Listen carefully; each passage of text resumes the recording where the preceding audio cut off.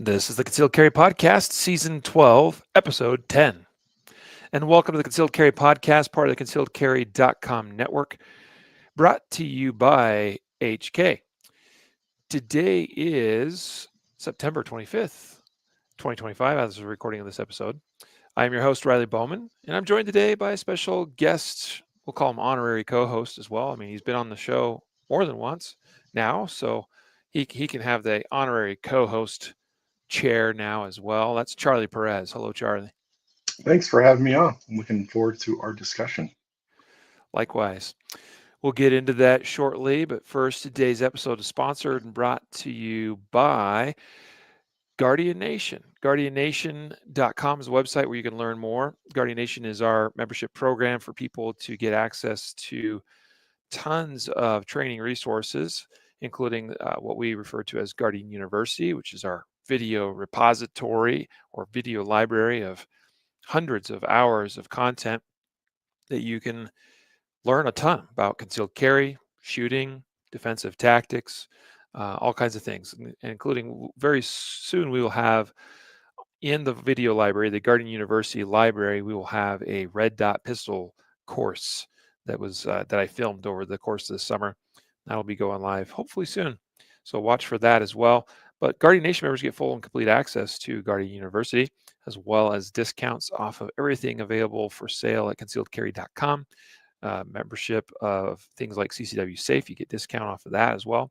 Discounts off of the Guardian Conference each year, which we just got done hosting this last weekend. We had a great time in Oklahoma City for the 5th year now for the Guardian Conference. And in fact, tickets are available right now for the 2026 Guardian Conference. And again, Guardian Nation members save big, like $250 or something like that off of the ticket for the conference. So you'll want to check that out and learn more at guardiannation.com. You can also learn more about Guardian University at concealedcarry.com concealedcarry.com / Guardian University. And also, if you want to learn more about the Guardian Conference, go to guardianconference.com. All right, it's sponsors today. You'll see on the banner, for those of you watching the video, CCW Safe is also a major sponsor of the podcast. They were a sponsor of the Guardian Conference as well. So just recognizing them with that here today. But we have today with us, well, I guess we could give you not only the honorary co-host seat of the podcast, Charlie, but also honorary sponsor in a way, because you're here and you're representing yourself, and we want to plug your stuff too. And Charlie's website is bigpandaperformance.com. If you want to learn more about Charlie and sign up for a training or buy his book called Path of Focused Effort, that's available on his website as well. Yeah, if you don't know who Charlie Perez is, Charlie is a top 10 ranked competitive practical shooter. He very consistently finished in the top 10 at national level matches, national championships. He's a respected trainer and instructor. He's been doing classes here locally in the Colorado Front Range area for a number of years, and also takes his classes out on the road periodically. I don't know how many times you getting out on the road last year, Charlie? Usually do like 5 or 6 classes on the road. Yeah.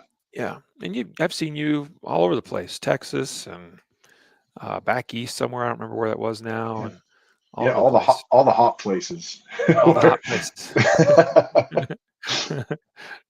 Yeah. So Grandmaster shooter in multiple divisions. And like I said, just you're a great all around guy too. That's the thing. People like you.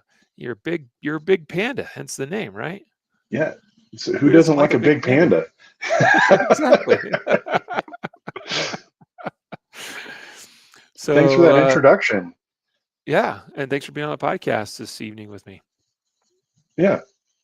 I think today, we were going to talk about, why attend training, even as an instructor.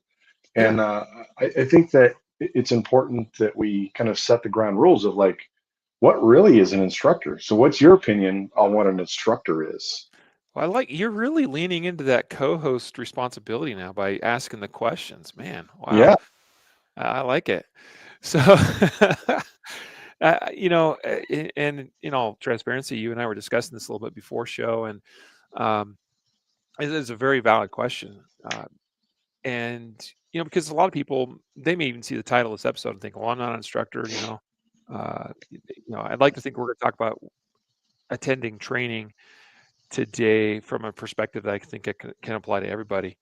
But who's an instructor? It's a very fair question. I think traditionally speaking, people are like, well, if I got a NRA instructor certificate or something from another training organization or law enforcement or something like that, then okay, that must make me an instructor. And certainly, I guess that technically qualifies someone as an instructor in terms of having the requisite certificate or whatever. But even that alone doesn't necessarily make an instructor, or at least a quality instructor. Um, Correct. and so just because you have a certificate does not mean that you're very good at doing that. And I'm not speaking about anyone in particular here, but that's just a fact. But that's also true of you could say a teacher at my kids' elementary school. I know teachers, I've known teachers. I'm not going to say there's one in particular right now. Actually, I think my teachers, my kids are pretty good right now. But I've known teachers that, yes, they have the training and the certificate as a teacher, but I'm like, how are you a teacher? Yeah. Like a You're, questionable effectivity. you should understand some basic things here that you clearly aren't understanding about working with, children and trying to teach them stuff. But anyway, so, to flip that around, because just because you have a certificate doesn't necessarily make you an instructor, or at least a good one. But just because you don't have the traditional training or certification background doesn't necessarily mean you aren't an instructor or a teacher at the very least. Um, and so, it's kind of like when I first became an instructor, by certification process, I had already been spending some time teaching people close to me about, guns, about safety, about how to shoot a little bit. Now, I apologize to anyone that received training from me back in those days, because I didn't know a whole lot, and I'm still learning even today. Um, but I was doing a little teaching, and I would like to think that I was at least doing a good job with respect of teaching people safety, because that was something that was always really important to me. I never really had a tolerance for a lack of safety, and I think that's something that more and more people today need, because you know we need good representatives in all of the 2A community that are encouraging proper safety. So there's my initial answer. So what are your thoughts on who is an instructor? I think yours hits on a lot of the heavy hitters there, right? Like I think that it's important that we all kind of have a duality mindset of being both a teacher or instructor, whatever word you want to use for it, as well as a student, because instructors or trainers or educators, they need to learn how to do that craft, right? And they need to be a student in order to learn and be able to execute that craft effectively. And I think that just marksmen's in general, like getting into, plinking on the range, competitive shooting, self-defense, like any of that kind of stuff, it usually starts with a family member or a friend that starts with some base level of safety, and here's what the basics are of how to hold a firearm, the safety part of it, there's how we align sights, this is what we need to do to not displace our hits, those kind of things. Now the effectivity of that training can always be kind of subjective, like what we learn as humans 10 years ago versus now, right? It's always going to Yeah. be evolving. So I don't think we can beat each other up too bad about saying like my training so many years ago was poor. It was probably as effective as we knew of the skill set that we were trying to convey at the time, and also like the skill set of being a trainer and conveying content.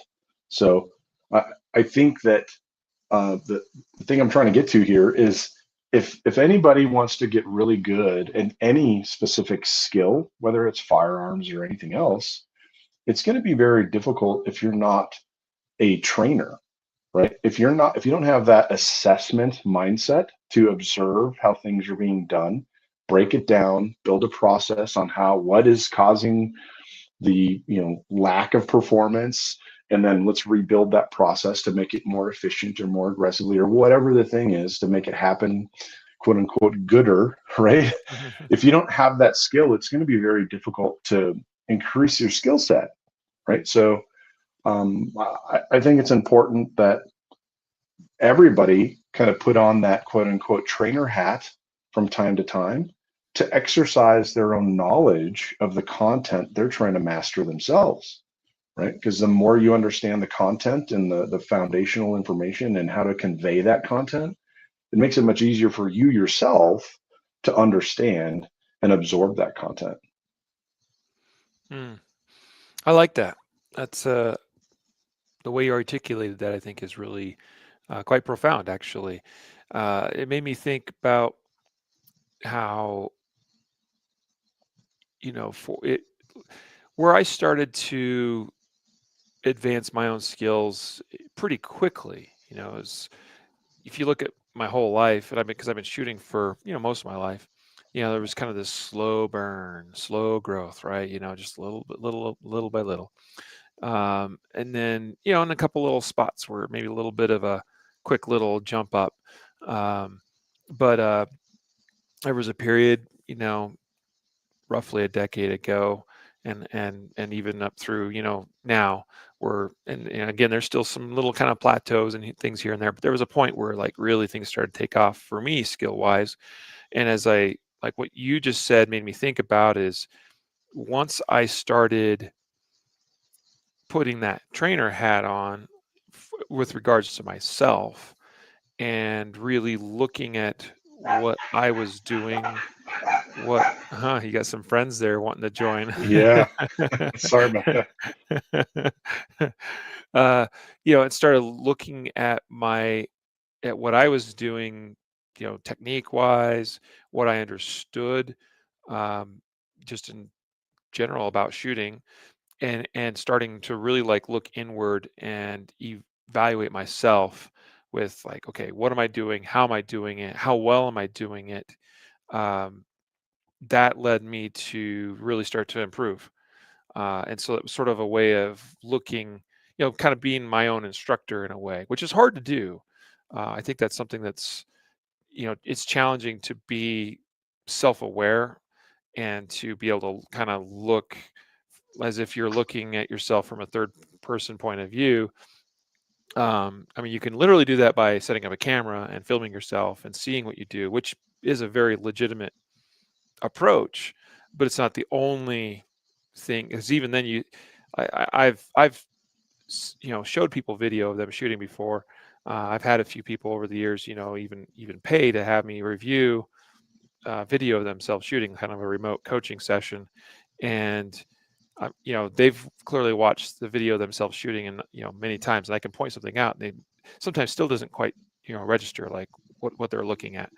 So that can be really challenging to do. But I do think that when we can start approaching our own training and practice with that kind of trainer hat on and in mind, there's a huge opportunity for growth as a shooter. Absolutely. Like, for me, it basically forced me to break down. Like, if I thought about, I want to improve a specific skill or a task that I'm trying to do, if I broke that down in a way and say, well, how would I explain to do this thing Yeah. to somebody else?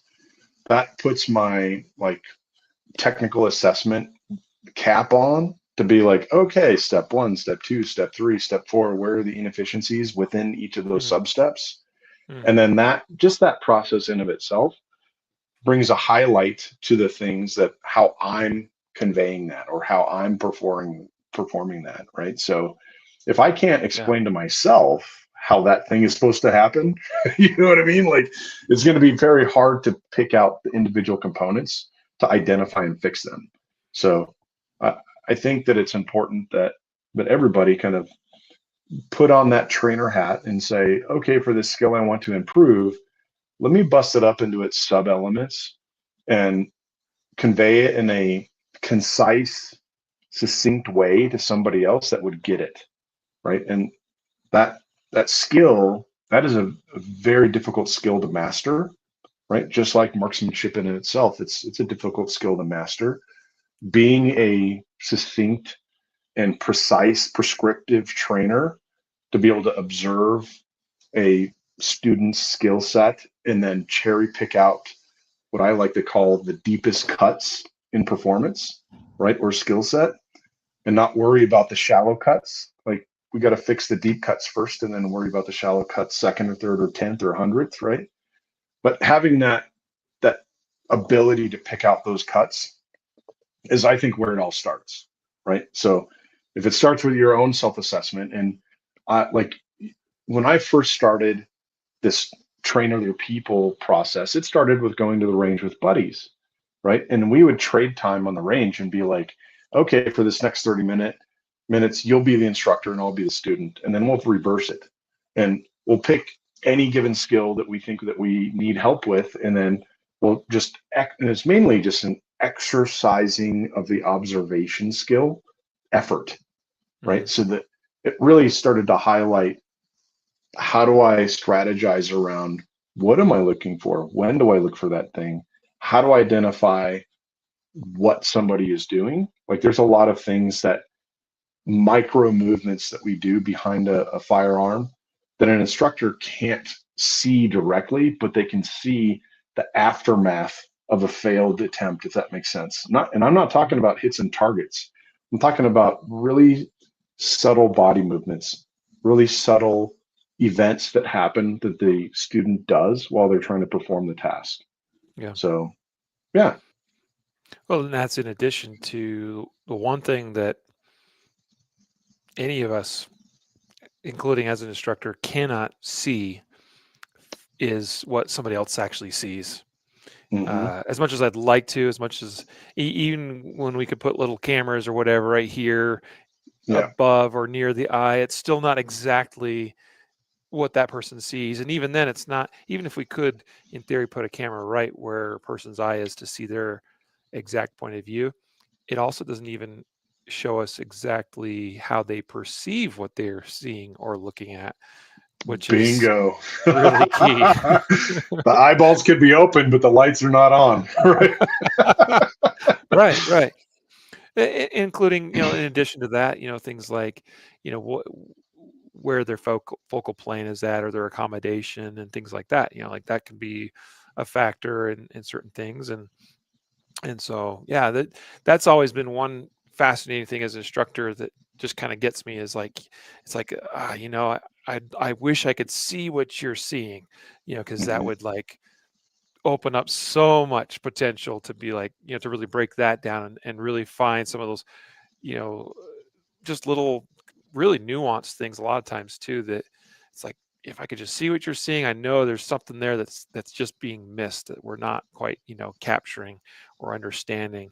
As you know, that's something that, especially when you want to really push the performance envelope as a shooter, a lot of that is being able to understand and process all this visual information that's happening at a high rate of speed.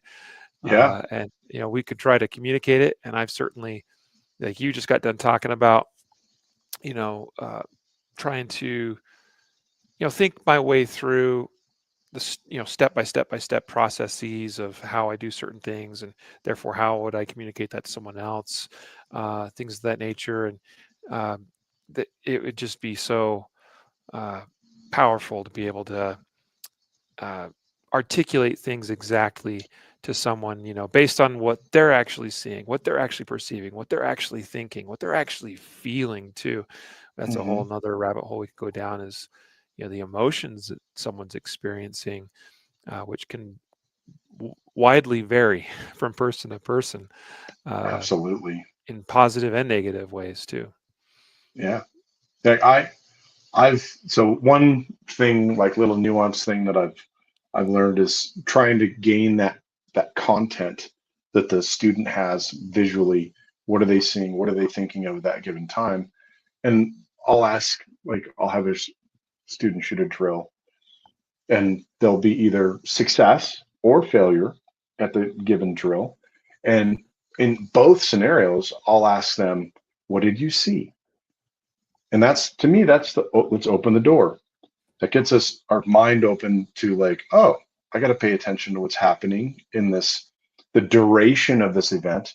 And that's where once I get them to open that door, then I can open the second door and say, okay, when did you see? When did the things happen? Right. So like to me, step one is like, were you paying attention during the event? Right. What did you see? Like, did your conscious mind consume that content that went into your eyeball and into your brain? And then when did you perceive these things to happen?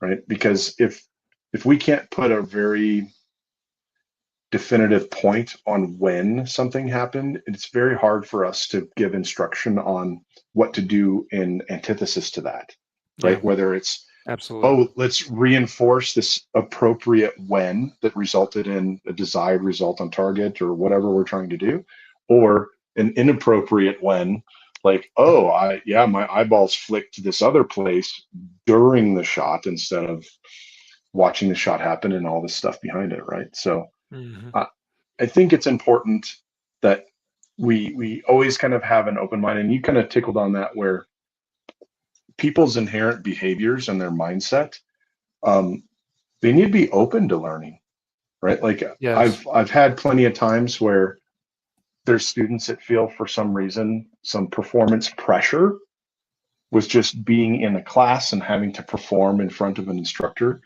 And in those scenarios, that's where I think my skill set of trying to keep it light, a little bit joking, that kind of stuff, not making it super serious, but also trying to enforce the factor of like, if I have a student that has this mindset of, I'm only going to perform properly through the whole class, that person's not going to learn nearly as much as a person willing to try and Yes. fail, try and succeed, try and fail. Like, the people that are willing to try and fail and not feel self-conscious about that, these are the people that are willing to learn, right? So if you kind of stay in your own little comfort zone, oh, I got my warm little jacket on, I'm not going to do anything out of my normal wheelhouse, I think you're really squandering that opportunity to find, new levels of performance or new levels of understanding of what you're trying to do. I couldn't agree more with that. I I just saw that this last weekend teaching some course blocks at the Guardian conference, and there were a couple of students where I remember, encouraging them, reminding them, like, you're here to learn. You're not here to show me how good you can shoot and how well you do. Um, so it's great that you're keeping all your shots right in there, tight in the zone or whatever. That's like, bravo, good for you. But I if you want to get something out of this, you need to actually push yourself to a new place where you're learning new things, and the wheels start to fall off the bus a little bit, and then we can actually look at, well, why did the wheels fall off? What, where was the breaking point? Now we pushed you to a new place, a new performance threshold that you know weren't able to previously go, or you didn't allow yourself to go, and now we're seeing things are a little bit uncomfortable. I understand that, but okay, where's the failure points now? And so then we can start analyzing and breaking that down. That's really key. That's key. So that's really good advice, I think, what you just brought in to the conversation. Whether you are attending a class or some kind of training event and looking for instruction from an instructor or trainer, or whether you're just practicing things you've learned on your own, if you're not pushing yourself and you're just staying in that comfortable, place, you got your little, whoopee or whatever, and you're refusing to let go of it. It's hard to get better. You just kind of plateau out and stay where you Absolutely. always have been. I jokingly tell my students that nobody has learned how to pop wheelies on their bicycle as a kid without wrecking. Yeah. Right. There's Right. plenty of scraped knees and beat up bikes, right? Like, you're not going to learn how to do it without a bunch of failures to get to the point of, oh, now I can do the wheelie and this is how we do it and this is how I not wreck, right? There's lots of wrecking that needs to happen. And we got to be graceful in the wrecks, right? Meaning, okay, like there's plenty of times in my classes when maybe I'm pushing a student's level of aggression on a transition between targets. And I could care less if they actually hit the targets when we start doing it. Because if I don't get them used to moving their appendages at the appropriate aggressive pace, then the hits don't matter. If that makes sense, right? So Yeah. that there'll be a time when the hits do matter, but like it's kind of like the like certain athletes, like gymnasts or whatnot, they jump into big foam pits, right? Yep. When they're figuring out how many flips can I do in this one jump, right? Or that kind of stuff. Like there needs to be that safety Yeah. net of failure that is a open environment to be able to try and fail.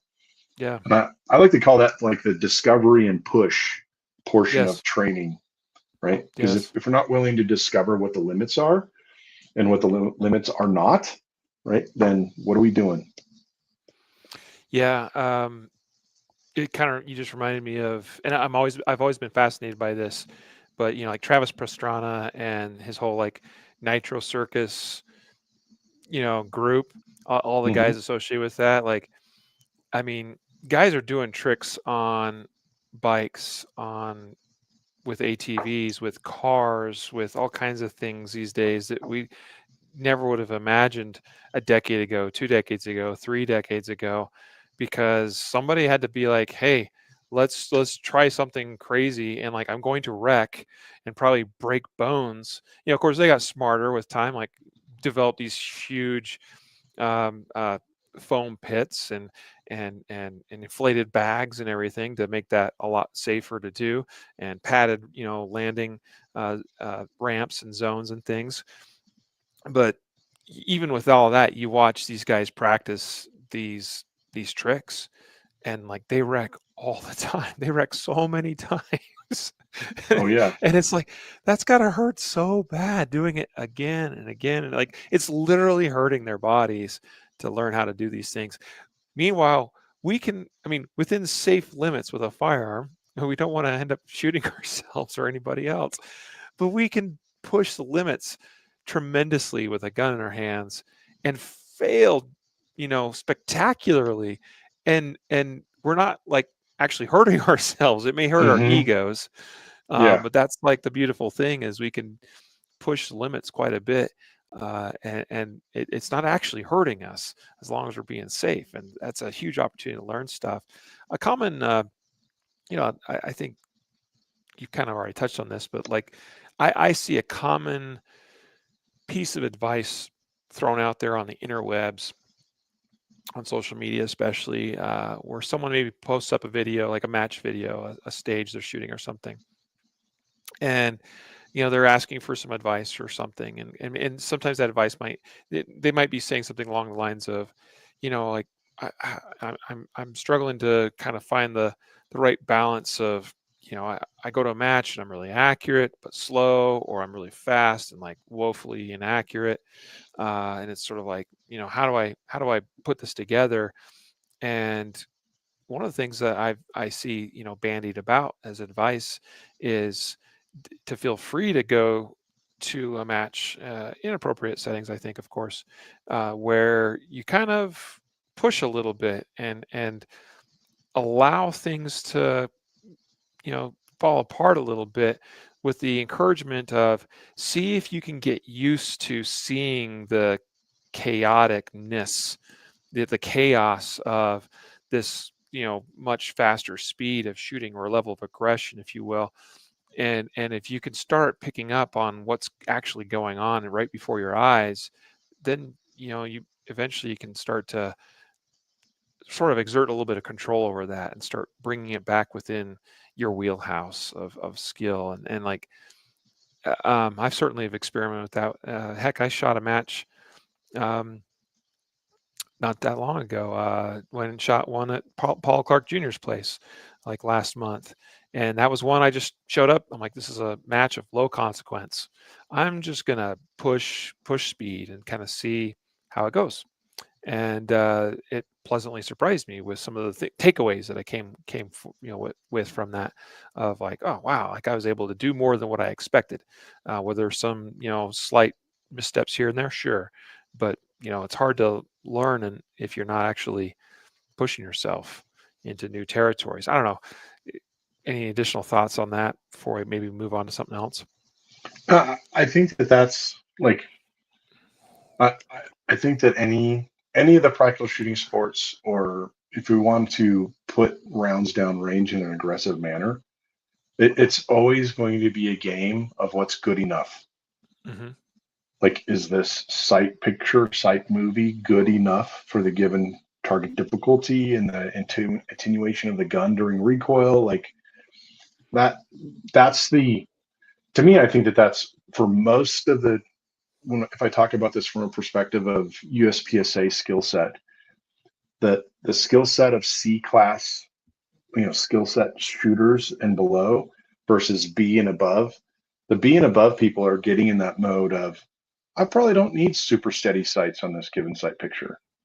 Like this wobbly sight picture is good enough, right? Or I'm still a little physically bouncy coming into this shooting position, but I'm going to shoot anyway, right? So Hmm. as you were stating, like it would be very difficult for a race car driver to feel comfortable driving at 200 miles an hour if the only time they drive 200 miles an hour is on during race day, right? Hmm. So outside of race day, on a track day where they're training or practicing, they need to be doing a lot of 200-mile an hour training, right? They probably need to be doing 250-mile an hour training. Hmm. You know, what are the limits? What is this? When does this become normal? Because that's really, I think, one of the hardest things about shooting firearms at a very high skill level is it is a super abnormal skill set that humans are are just not inherently built to do as a normal thing to every day, right? I always sum it up as, at least in the practical shooting sports, you can be on the self-defense side of it, but I need to be visually patient while very physically aggressive. Well, those Hmm. two things mixed together are like oil and water, Hmm. because behaviors are usually tied together. Like it's very easy for someone to be visually aggressive and physically aggressive, right? Or visually passive and physically passive. But it is much more difficult to be visually patient, to wait for the desired sight picture or sight movie before we actually send the round, Yep. right?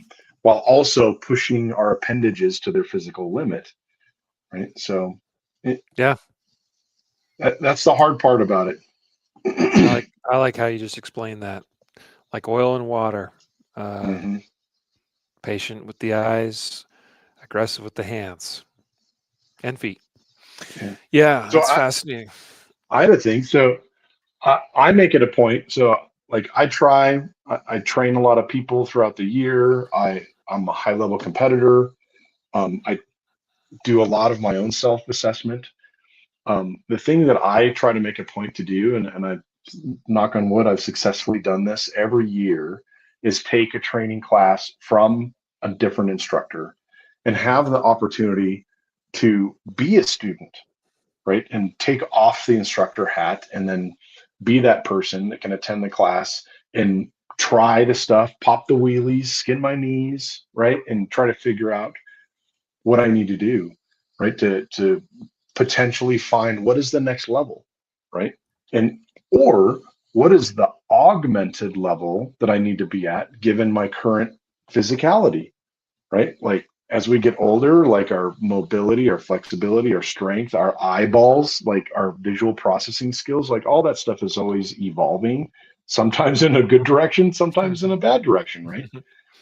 So I think Hmm. it's, at least for me, it's always been a process of reevaluating what do I need to do to be able to perform at my maximum skill. And I've had the best of luck of taking, collaborating with trainers that actually, like, the foundation of their skill set is opposite of mine, meaning their style or their presentation of content is I don't want to say bad. Like it's just in a different methodology than what I normally convey or what I normally embrace. And Hmm. I've done the years of, oh, this trainer has a shooting and a training style that's very similar to me. Let me take that training, try to enforce, like build these things together. But I've actually found that I make much more effective discoveries when I take a class from a trainer that has an alternate way of not just performing the skill, but more importantly, conveying the content, right? A different combination of words to convey the same thing that we're all talking about, right? Sometimes that Yep. just makes things click, right? So I think it's important that even though people may have their favorite trainer or the person they feel like, oh, this, I really get it with this person, always leave the door open to try, take training from people you wouldn't think that, hey, I could learn something different from this person. Yeah. Well, I mean, and I'm glad you're moving the conversation this direction now. And so let's continue to explore a little bit more the idea of trainers taking classes from other trainers. I'm kind of curious, and I've been in class. In fact, I've been in classes with you. I think you hosted Tim Herron at your Hmm. home range several years ago. You were in Yep. that class. I was in that class. It was really cool to be and to share that class with you and other a number of really good shooters in that class as well. And it was fascinating to kind of watch you ask questions, and like you were really getting into the weeds on a couple of things that, I mean, it was very apparent, where your mind was at and what you were trying to figure out, in the context of that class at times. And it was cool to kind of just at times just be the fly on the wall and like listen to Charlie ask questions of Tim Herron. Um, but who are some of the trainers, if you want to throw out some names that you've trained with that you like, maybe even in a surprising fashion, like you learned something from that were like, wow, that was, I'm really glad I took that class. Yeah. I've taken a bunch of different classes from a bunch of different trainers, like Tim Herron. I've trained with him several different times, either in group classes or even one-on-one training events. Hmm. Um, Manny Bragg, Hmm. taken several classes from him. Travis Tomasi, Hmm. another great trainer. Todd Jarrett, Yep. Bob Vogel. Hmm. Um, there, I almost like it's interesting because when when I was newer in the shooting sports, I always thought that there was the way. Hmm. There, here's the way from start to finish, step 1 through 5 million, right? And Hmm. this instructor is going to have the magical process from step one to whatever, right? And Hmm. as the years went by, I really started to learn myself that there's no one way, right? Because in the end, we're all unique humans. We all have our advantages and our disadvantages and our abilities to absorb content or do the thing that this person does, right?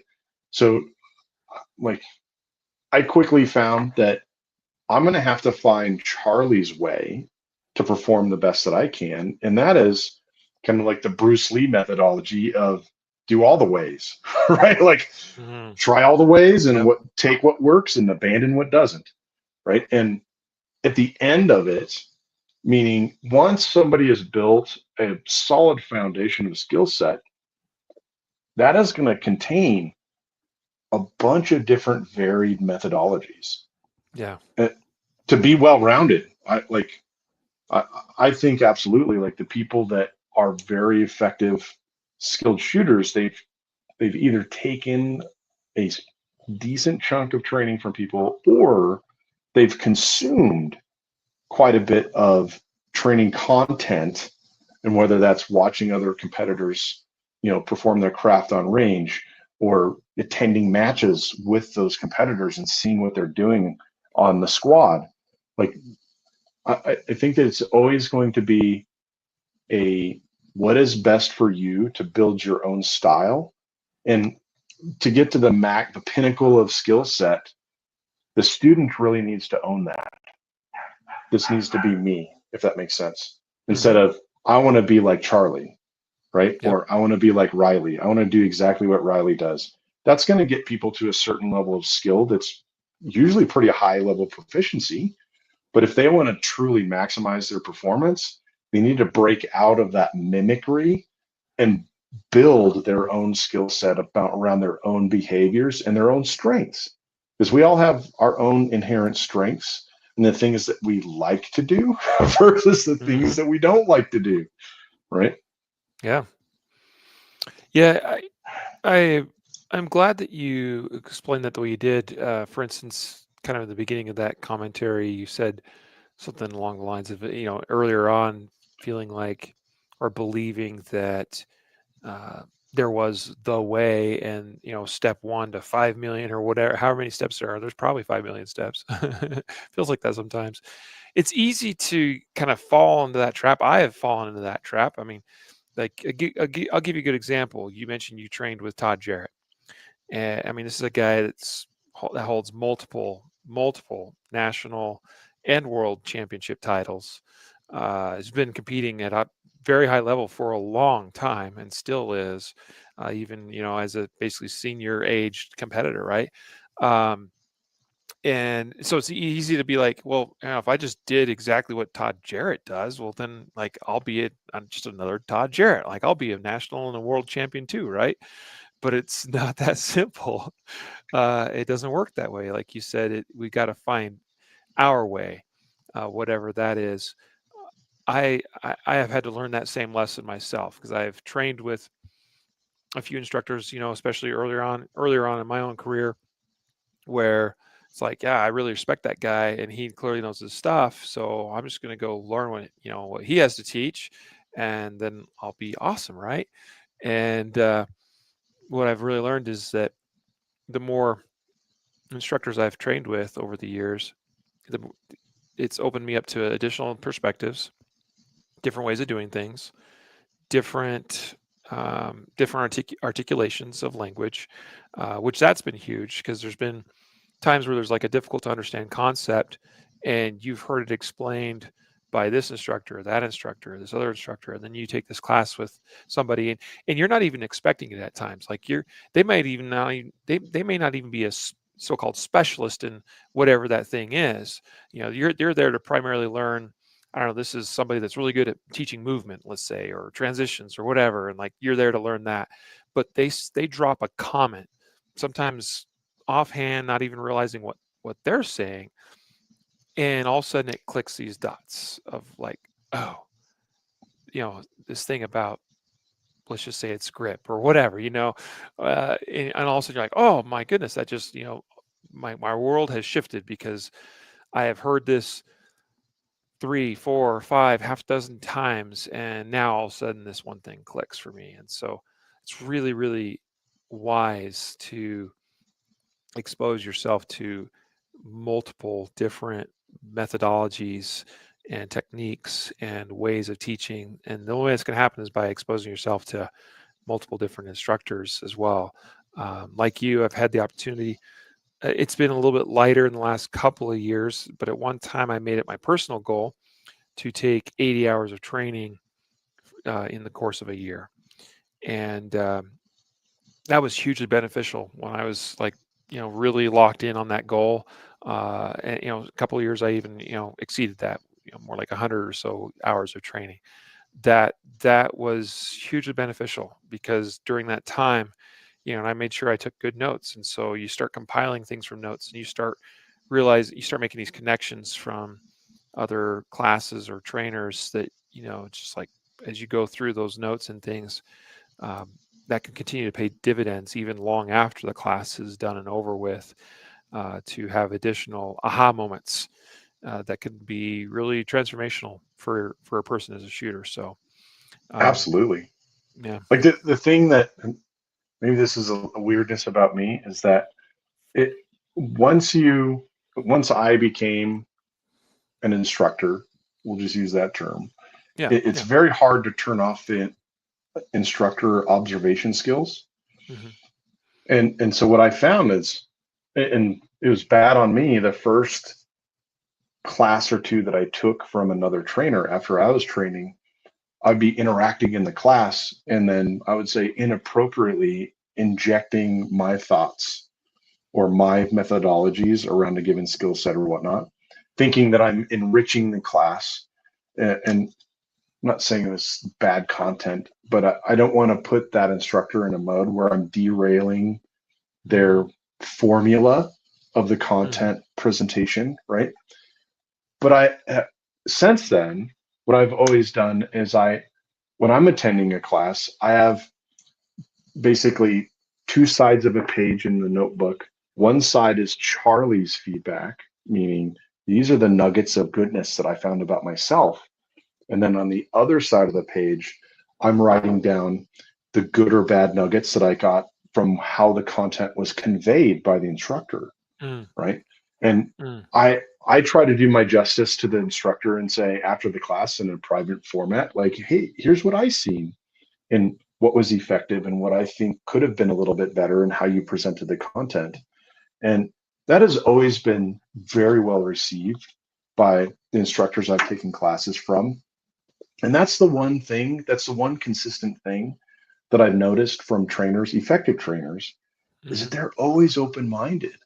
They're always Yes. open minded to finding a better, more effective way of honing their craft, right? So Yep. I think and that's kind of, at least to me, goes hand in hand with the shooting community. Like we're all here, even though we could be fighting like cats and dogs on a match, we want to beat Mm-hmm. each other. But we're also the first people like, oh, dude, you ran out of ammo. Here's some ammo, or here's a gun, Right. or Right.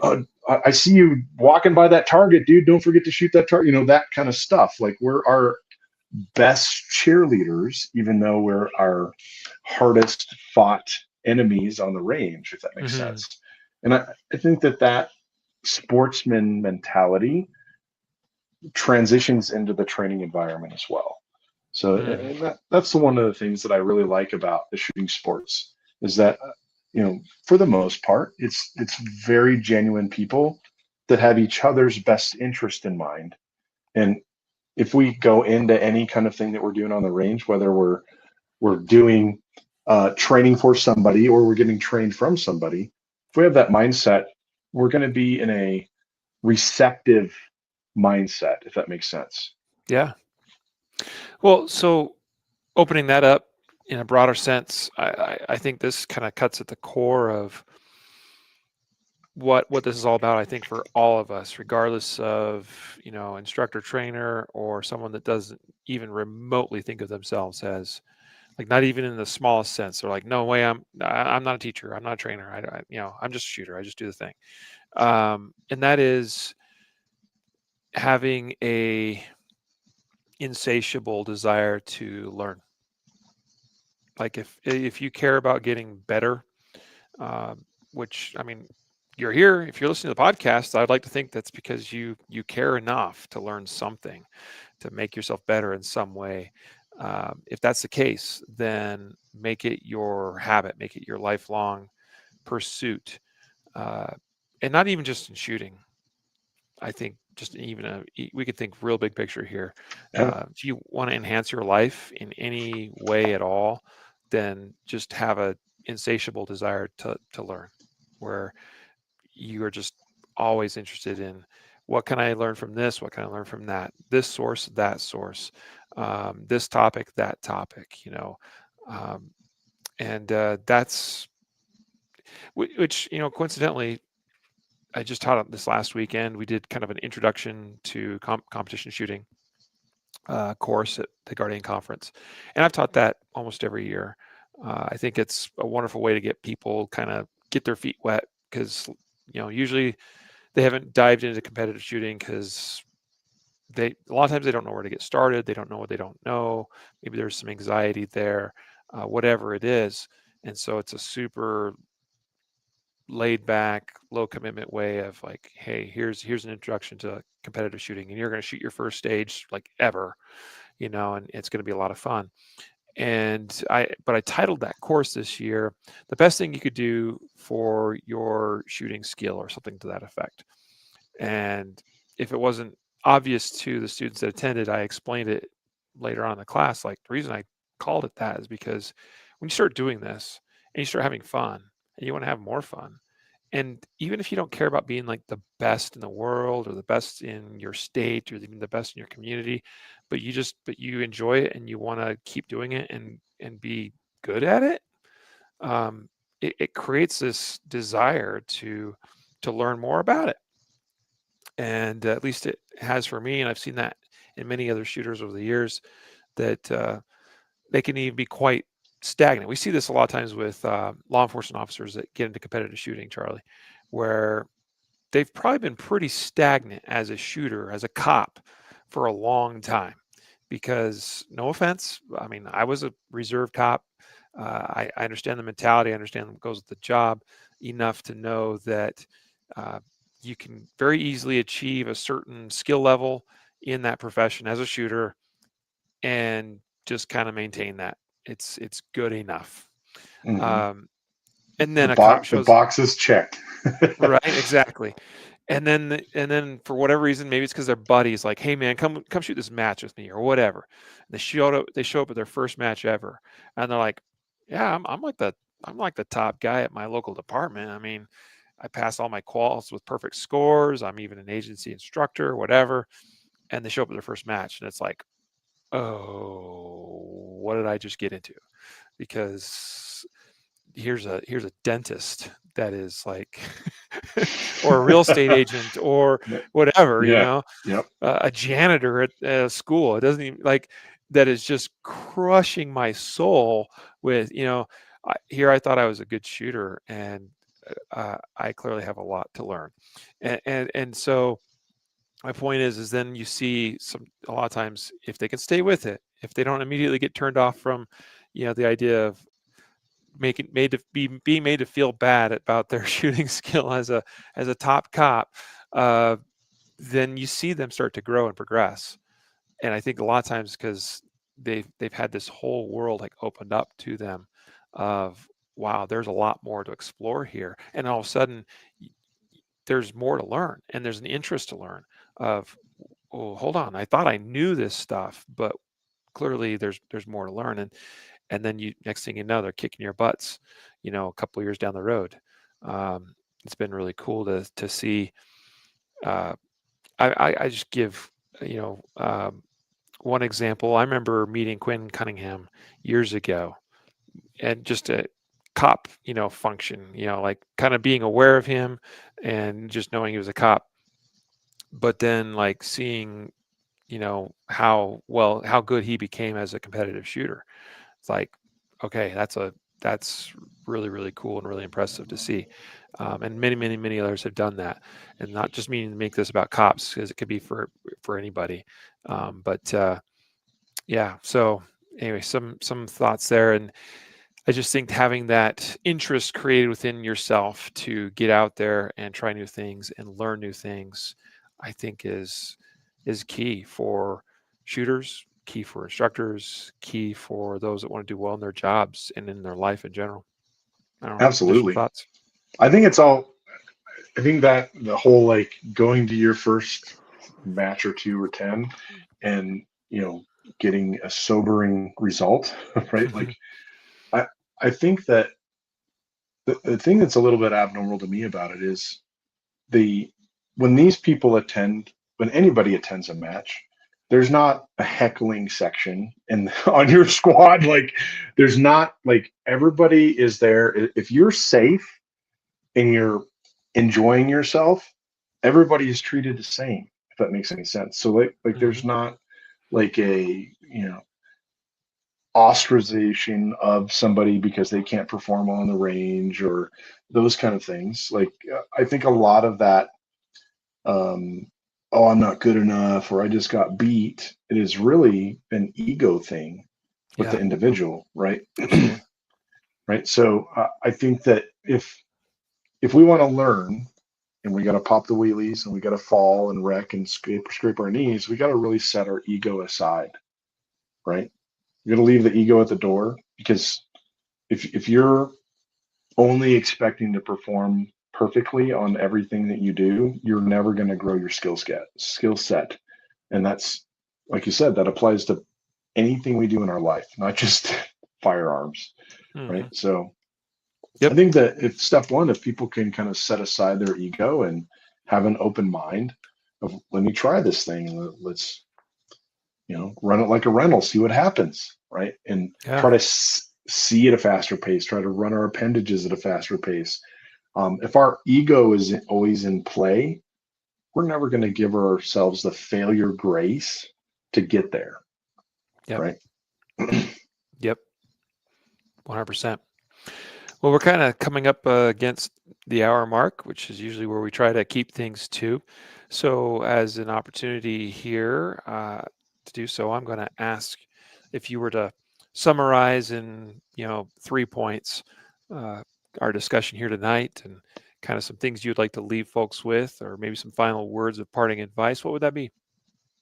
I think it's as simple as this, Riley. Teach yourself how to fish, Mm, right?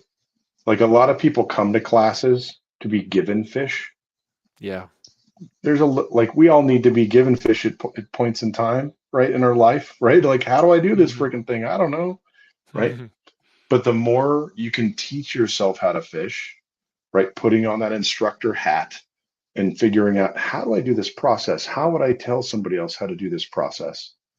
That's the path to success, I think. Mm, awesome. Wonderful advice.